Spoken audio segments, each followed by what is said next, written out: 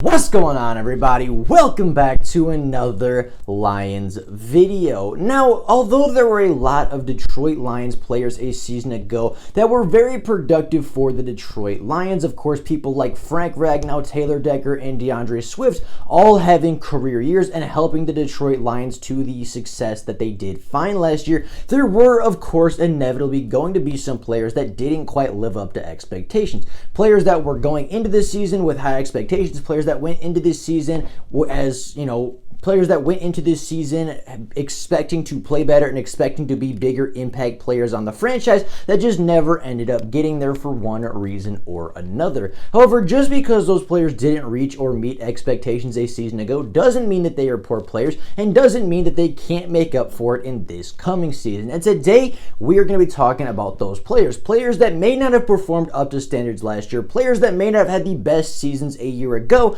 but players nonetheless that can come back into 2021 with a new fire, with a new chip on their shoulder, a bigger chip on their shoulder, and really bounce back and overperform this year to kind of make up for their underutilization a season ago. Now, before we get into this list, before we start getting into talking about these bounce back players and players that have a potential of bouncing back in a big way next season, if you're new to the channel and you're enjoying this Detroit Lions content, please consider liking the videos and subscribe to the channel. It takes just 2 seconds out of you to do so. It is quick, it is free, and it is incredibly easy to do, and you would be helping the channel out more than you could possibly know. So if you could do that, take those 2 seconds to like and subscribe. I'd be incredibly appreciative for it. Both all of that being said, without any further ado, let's get right into talking about possible and potential bounce back players the Detroit Lions could see in 2021.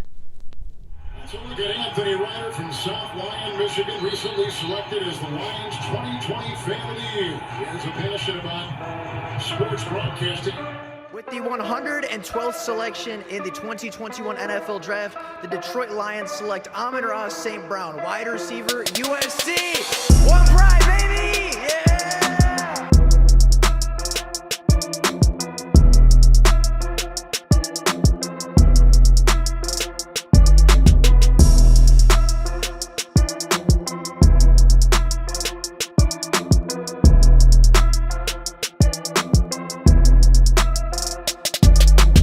Now, the first player that I want to talk about today is a player that was signed out of free agency a season ago to a contract that was less than desirable. Of course, we are talking about former right tackle and now current starting right guard Hala Palodi Vaitai. Now, Big V did not play up to standards a season ago. He got a very large contract to come in and be the starting right tackle across from Taylor Decker. Those two were supposed to be the starting 2 tackles and were supposed to be, in Bob Quinn's mind when he made the contract, one of the better starting tackle duos in the NFL, as he was paying both of them very big money. However, that plan did not quite come to fruition. Big V in the 2020 season only ended up playing in 10 games and didn't actually make his first NFL appearance, or his first Detroit Lions appearance, I should say, until week 3 versus the Arizona Cardinals. Now, as I said, he did play in 10 games and played just 450 snaps for the Detroit Lions a season ago, splitting time at both right tackle and right guard, where he looked significantly better at the right guard position than he did at the right tackle position. Now, in those 450 snaps a season ago, he did only commit 1 penalty, which was good to see. He wasn't incredibly sloppy in grabbing and holding a lot. He did not commit a lot of penalties. However, he did struggle when it came to pass protection and protecting Matthew Stafford, allowing 6 sacks in just 10 games and allowing 6 sacks in less than 500 snaps. However, he did a lot of those sack production, a lot of his struggles and flaws did come in his first game versus Arizona, where he allowed 3 sacks against the Cardinals. He did not have a very good day in his season opener, did not have a very good game in his Detroit Lions debut. However, even in a game that he struggled significantly in, even in a game where he gave up 3 sacks, he did show some potential, did show a lot of really good pass protection snaps, and really just happened to get beat one too many times, a couple too many times, and really showed up on the stat sheet as a really bad day. But overall, he did show some really good things, even in his first start. Again, playing a little bit of right guard and a little bit of right tackle. Big V, as I said, even though he struggled in week 3, even though he struggled in his season opener, he did have a lot of good reps, did have a lot of reps where he showed off his strength, where he showed off his pass protection ability, and especially showed off his strength and tenacity in the run game, opening up holes for Adrian Peterson and DeAndre Swift alike.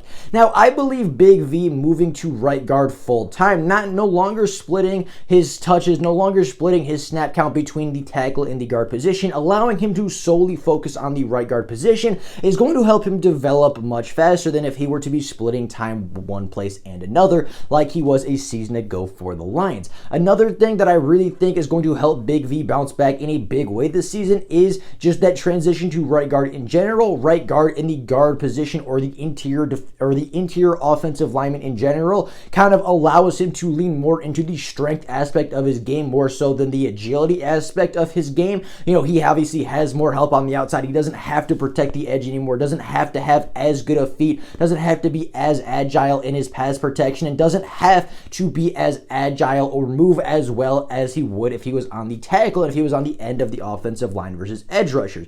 I think because of that, because of the fact that he no longer has to protect the edge anymore, and he can really just solely focus on keeping a guy in front of him, because obviously it's tougher to go around him in that situation.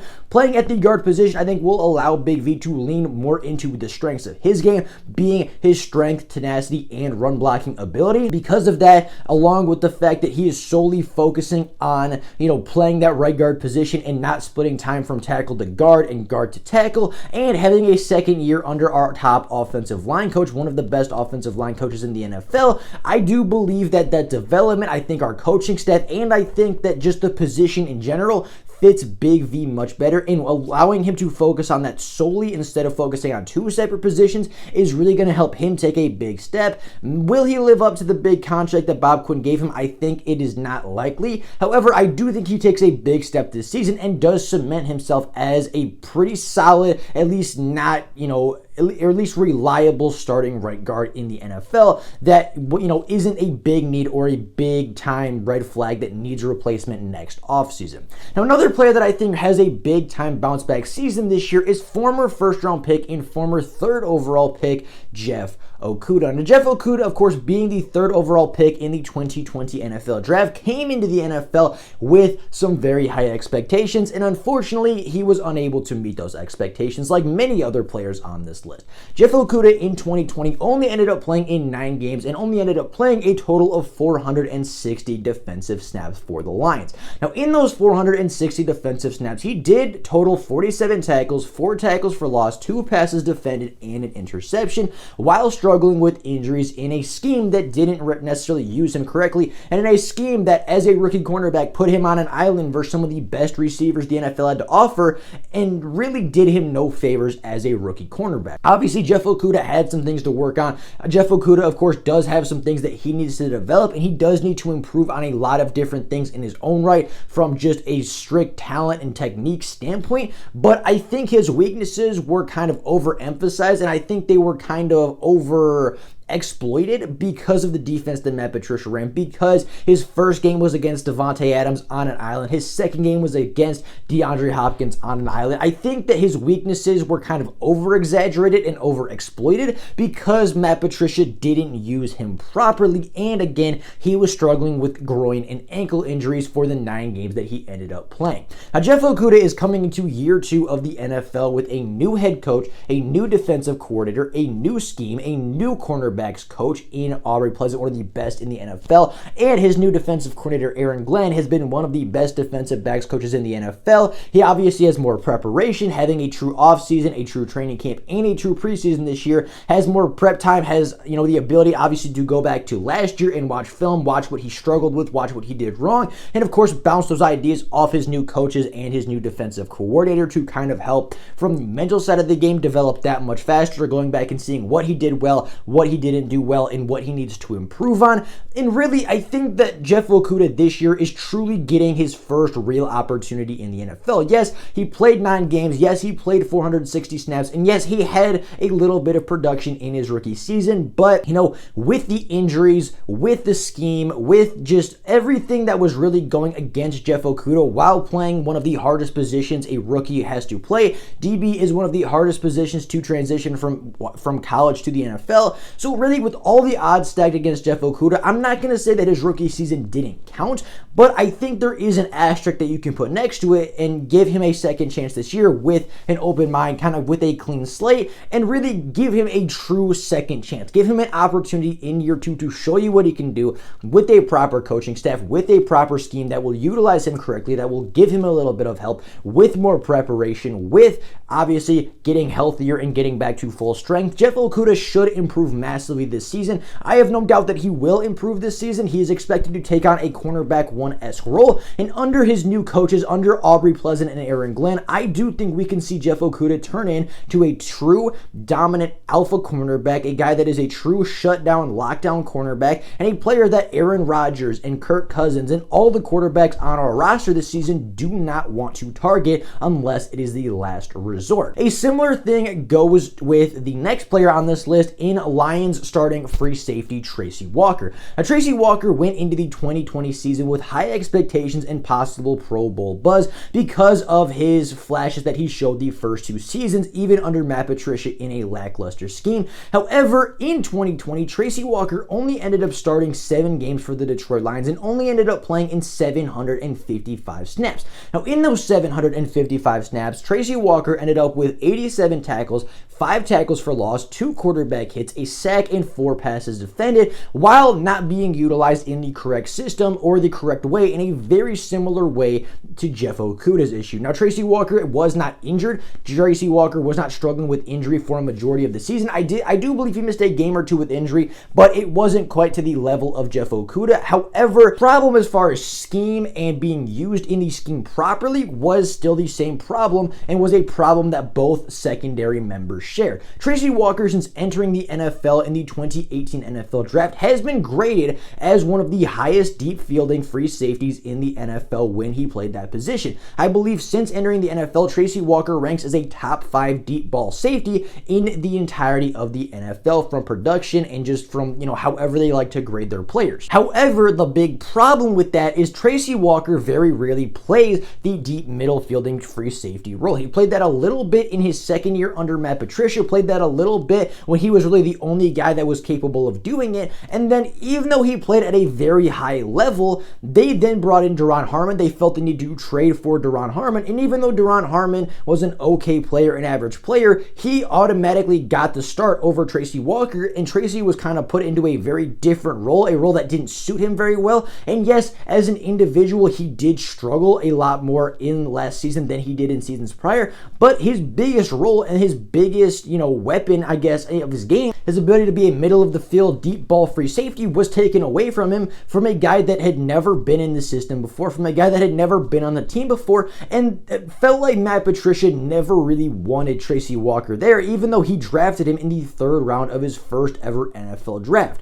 I just feel like Matt Patricia didn't like Tracy Walker. He didn't use Tracy Walker effectively, and even though Tracy Walker was a player that played very well as the deep middle fielding free safety, Patricia then felt the need to go get another free safety that fit that position and fit that role, but didn't even play it as well as Tracy Walker, and as a result, Tracy Walker's play fell, the Lions' defensive play fell, and everything kind of fell apart because everybody was playing out of position in that defense, and a lot of our secondary members took a hit and looked much worse than they actually are because of that. I think with this new system, with Aaron Glenn, with Aubrey Pleasant being the defensive backs coach and the defensive coordinator, they are going to see Tracy Walker's value. They are going to play him in a spot where he is going to be able to make more plays than in years prior, and I do believe that Tracy Walker does bounce back. We said this last year, we've said this pretty much every year Tracy's been in the league, that this is the year that he is going to break out, but with this new coaching staff, with the new defensive coordinator, with the new defensive scheme prioritizing 2 high safeties, there is no reason Tracy Walker should not excel in this defense. It is a defense that plays to his strengths.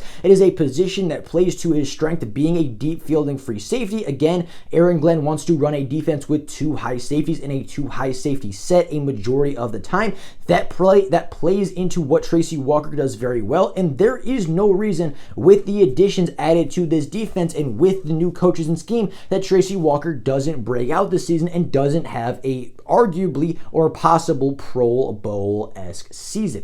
Now, a couple other players that I think are possibly going to break out this season, or at least bounce back this season, are 2 players, again, that are in very similar situations like Jeff Okudah and Tracy Walker, and those 2 players are Da'Shawn Hand and Trey Flowers. Now, Da'Shawn Hand, I feel like, can break out. I think he's shown enough potential in his early years. Yes, he's faced a lot of injury concerns. Yes, he does have that concern of can he stay on the field and can he stay healthy, but if he can stay healthy and stay on the field, plus that addition of Todd Wash, the new defensive Lions coach, I see no reason why Da'Shawn Hand can't break out, and I see no reason why Da'Shawn Hand can't return to the top level play that he displayed early in his rookie season before inevitably falling to injuries. You know, the same thing kind of goes with Trey Flowers. Trey Flowers is a guy that throughout his entire NFL career has really averaged somewhere between 6.5 to 7.5 sacks, just been a consistent guy over and over and over again, and he was a player that last year went down with injuries pretty early in the season and left the Detroit Lions without one of their better pass rushers.